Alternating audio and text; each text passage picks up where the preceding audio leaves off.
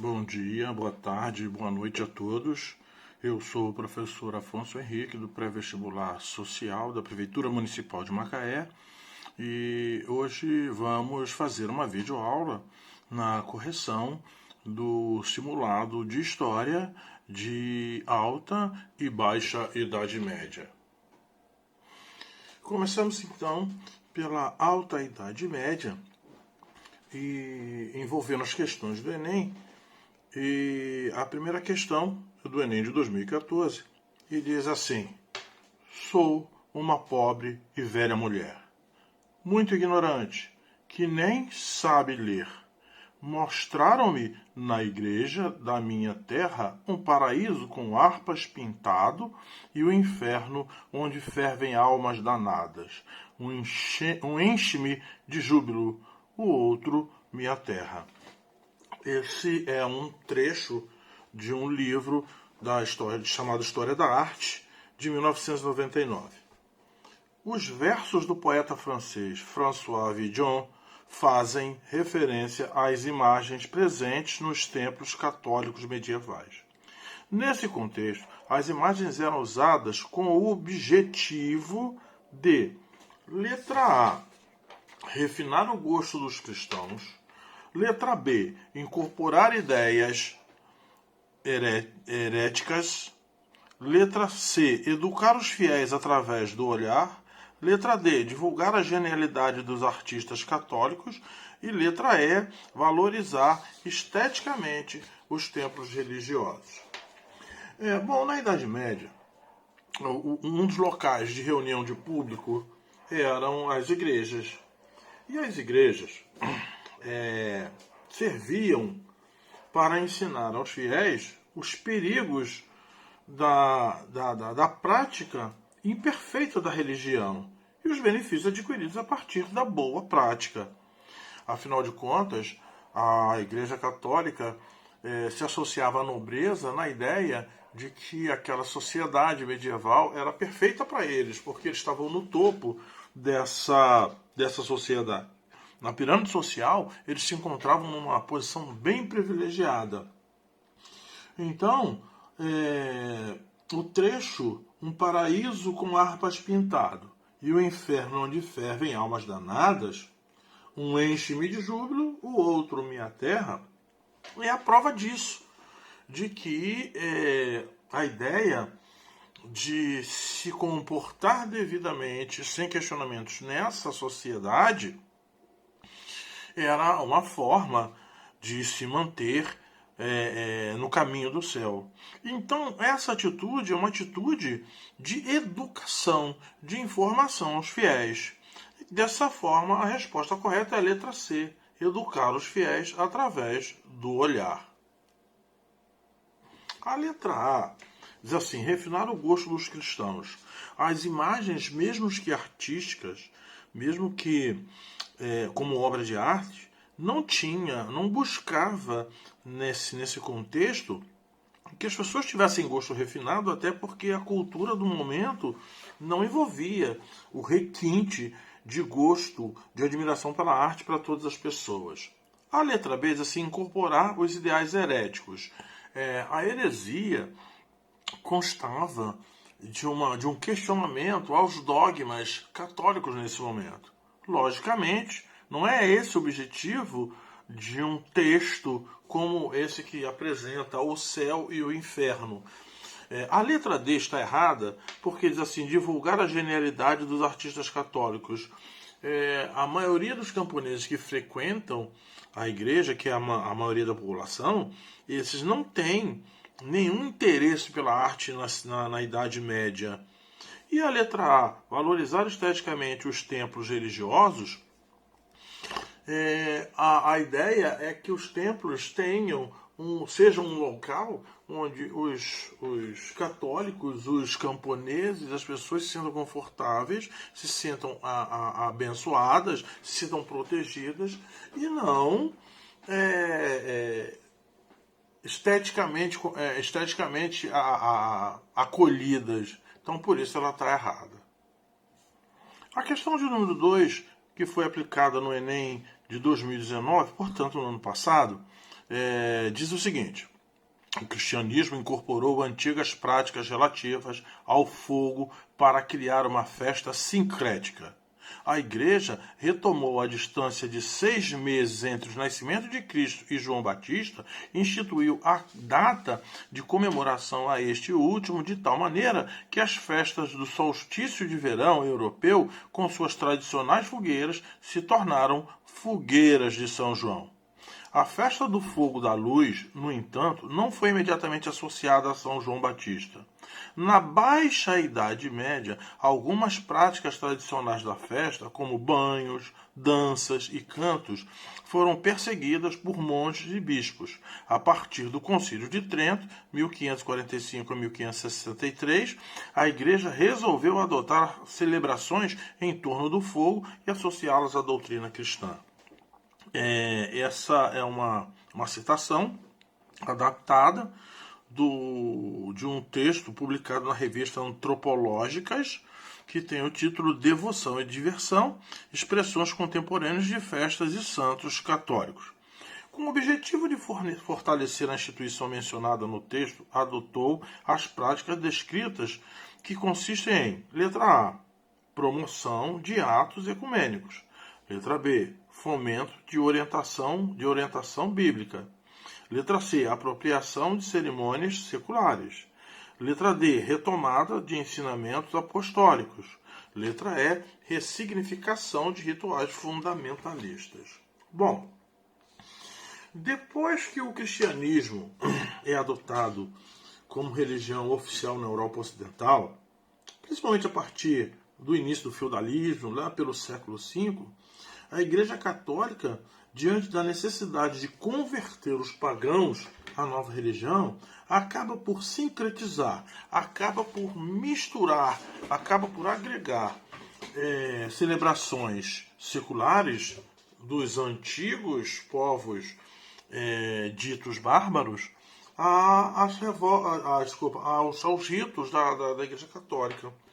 Dessa forma, a resposta correta é a apropriação de cerimônias seculares. A letra A está errada porque diz assim, promoção de atos ecumênicos. Não tinha a ideia de ser ecumênico, de fazer parte do culto, do rito católico, o que está descrito no texto. A letra B, fomento de orientação bíblicas. Na Bíblia não tem nenhuma ideia, nenhum registro de se fazer essas celebrações que se conjugavam, que se sincretizavam a dos povos não cristãos, originalmente não cristãos. A letra D, a retomada de ensinos apostólicos. Os apóstolos não descreveram esse tipo, não era a função deles divulgar esse tipo de ritual. E ressignificação de rituais fundamentalistas. Apesar de todas as religiões serem fundamentalistas, não é fundamental, não é o fundamento da religião católica, cristã católica, esse tipo de prática. A questão de número 3, que foi aplicada na prova do Enem de 2015, diz assim: a casa de Deus, que acreditam una, está, portanto, dividida em 3. Uns oram, outros combatem, outros, enfim, trabalham. Essas 3 partes que coexistem não suportam ser separadas. Os serviços prestados por uma são a condição das obras das outras 2. Cada uma, por sua vez, encarrega-se de aliviar o conjunto. Assim, a lei pode triunfar e o mundo gozar da paz. Essa é uma citação de Aldebaran de Laon, que está presente no texto Antologia de Textos Históricos Medievais, no livro, Antologia de Textos Históricos Medievais, de 1981. Esse texto já mostra para gente que na Idade Média, a organização social está diretamente ligada ao comportamento estamental. Cada estamento, cada segmento tem uma função e não há mobilidade entre esses segmentos. Então vamos lá. A ideologia apresentada por Aldebaran de Laon foi produzida durante a Idade Média. Um objetivo de tal ideologia e um processo que a ela se opôs estão indicados respectivamente. Então nós vamos ter um objetivo da ideologia e um processo que a ela se opôs, que se contradiz, que ela via de encontro a essa ideia. Então, letra A, justificar a dominação estamental e se opondo a ela as revoltas camponesas. Letra B, subverter a hierarquia social, se opondo a ela a centralização monárquica. Letra C, impedir a igualdade jurídica, se opondo a ela revoluções burguesas. Letra D, controlar a exploração econômica, se opondo a ela a unificação monetária. Letra E, questionar a ordem divina e se opondo a ela a reforma católica. Bom, como nós podemos observar, a ideologia apresentada no texto como objetivo, tem como objetivo reforçar a divisão estamental da Idade Média. Né? Como a gente falou quando analisamos o texto, nós vamos ver que aqui tem um reforço da ideia de que todos têm uma função e cada um tem que cumprir a sua função para o mundo gozar da paz. Logicamente, diante disso, nós podemos afirmar que a resposta correta é a letra A. Justificar a dominação estamental da igreja e da nobreza e, se opondo a essa dominação, estão as revoltas camponesas. A letra B está errada, porque diz assim, subverter a hierarquia social. A ideia que é apresentada no texto não é a subversão dessa hierarquia social. A ideia não é de se derrubar essa hierarquia social. Então já está errado aqui. A letra C, impedir a igualdade jurídica. A ideia que apresenta no texto justifica ou até se quer impedir que todos sejam iguais perante a lei. Porque diz assim, uns oram, uns combatem, outros, enfim, trabalham. Essas três partes que coexistem não suportam ser separadas. Então até tem a ideia de se impedir a igualdade jurídica. O que está errado é que as revoluções burguesas ainda não estão acontecendo nesse momento. Né? Nesse momento em que a Idade Média está com as suas instituições em pleno funcionamento. A letra D, controlar a exploração econômica. A ideia do texto, de certa forma, controla a exploração econômica, mas não busca a unificação monetária.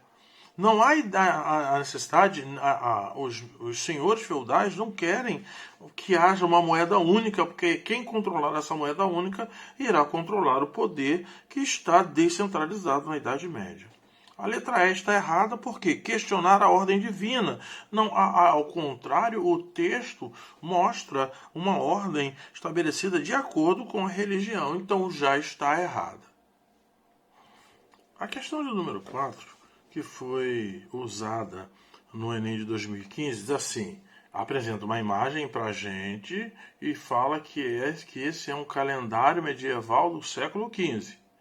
Nós vamos, já antes mesmo de ler a questão, nós vamos ver que nós temos 1, 2, 3, 4, 5, 6, 7, 8, 9, 10, 11, 12 momentos do calendário que provavelmente vai corresponder a 12 meses do ano. Então vamos lá. Os calendários são fontes históricas importantes na medida em que expressam a concepção de tempo das sociedades. Essas imagens compõem um calendário medieval de 1460 a 1475. E cada uma delas representa um mês, de janeiro a dezembro. Com base na análise do calendário, apreende-se uma concepção de tempo, letra A, cíclica, marcada pelo mito arcaico do eterno retorno. Letra B, humanista, identificada pelo controle das horas de atividade por parte do trabalhador. Letra C, escatológica, associada a uma visão religiosa sobre o trabalho. Letra D, natural, expressa pelo trabalho realizado de acordo com as estações do ano. E letra E, romântica, definida por uma visão bucólica da sociedade.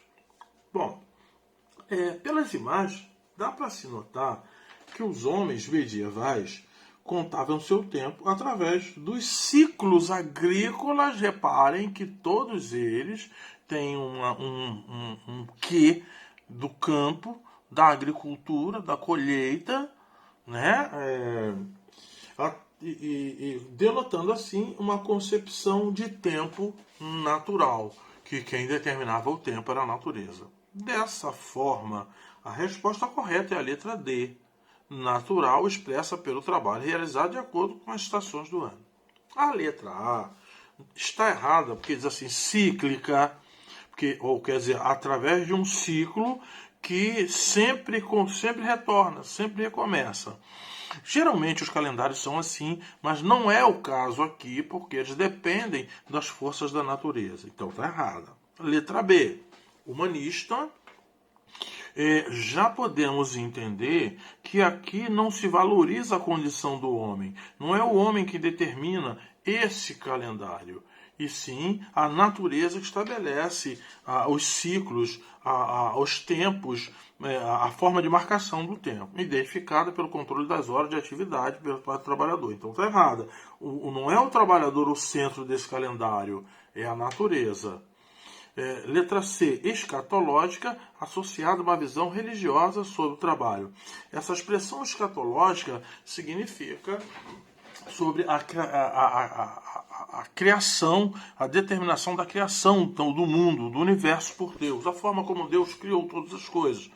Então, não está aqui relacionado nesse texto a ideia de uma criação, a ideia de uma força organizando, da força mítica de Deus, por exemplo, organizando as coisas. A letra E não tem nada de romântico aqui, porque é a natureza que determina os ciclos de marcação do tempo. A questão de número 5 é uma questão mais antiga e ela foi utilizada no Enem de 1999, mas pode nos ajudar a compreender bem esse contexto. Então vamos lá. Considere os textos a seguir. Então nós vamos ter 2 textos, ok? De modo particular, diz o primeiro texto, quero encorajar os crentes empenhados no campo da filosofia para que iluminem os diversos âmbitos da atividade humana, graças ao exercício de uma razão que se torna mais segura e perspicaz com o apoio que recebe da fé. Essa é uma palavra do Papa João Paulo II, numa carta encíclica Fides et Ratio, quer dizer, entre fé e razão, que isso aqui quer dizer, traduzido do latim, aos bispos da Igreja Católica sobre as relações entre fé e razão, de 1998. As verdades da razão natural não contradizem as verdades da fé cristã. Essa é uma afirmação do pensamento de São Tomás de Aquino, que foi um filósofo medieval. Quem quiser resgatar a ideia de Tomás de Aquino, nós já falamos dela nas nossas aulas de filosofia, lá em Atualidade. Refletindo sobre os textos, pode-se concluir que a encíclica papal está em contradição com o pensamento de São Tomás de Aquino, refletindo a diferença de épocas. B. A encíclica papal procura completar São Tomás de Aquino, pois este colocava a razão natural acima da fé. C. A Igreja medieval valorizava a razão mais do que a encíclica de João Paulo II. D. O pensamento teológico teve sua importância na Idade Média, mas em nossos dias não tem relação com o pensamento filosófico. E letra E. Tanto a encíclica papal como a frase de São Tomás de Aquino procuram conciliar os pensamentos sobre fé e razão. Já é possível perceber que quando a gente interpreta os textos, somado ao nosso conhecimento geral, desde a Baixa Idade Média, a época de Tomás de Aquino, a Igreja Católica desenvolveu uma concepção de mundo que procurava conciliar fé e razão. Essa era a grande discussão dos filósofos da escolástica, principalmente. Então, já é possível afirmar que a resposta correta é a letra E. Tanto a encíclica papal como a frase de São Tomás de Aquino procuram conciliar os pensamentos sobre fé e razão. Por que a letra E está errada? A encíclica papal do João Paulo está em contradição. As duas falam de fé e razão. Então não tem nenhuma contradição. A encíclica papal procura complementar São Tomás, pois ele colocava a razão, não contradizem aqui, ó, a razão acima da fé. Por isso está errada. Tomás de Aquino não colocava razão. Ele dizia aqui, ó, que uma não contradiz a outra. Letra C. A igreja medieval valorizava a razão mais do que a encíclica de João Paulo II.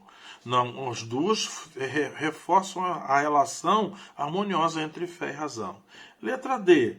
O pensamento teológico teve sua importância na Idade Média, mas em nossos dias não tem relação com o pensamento filosófico. Tanto hoje como na época, né, hoje, 1998, como na época, o pensador medieval se entendem as mesmas ideias sobre fé e razão. Então a resposta correta é a letra E.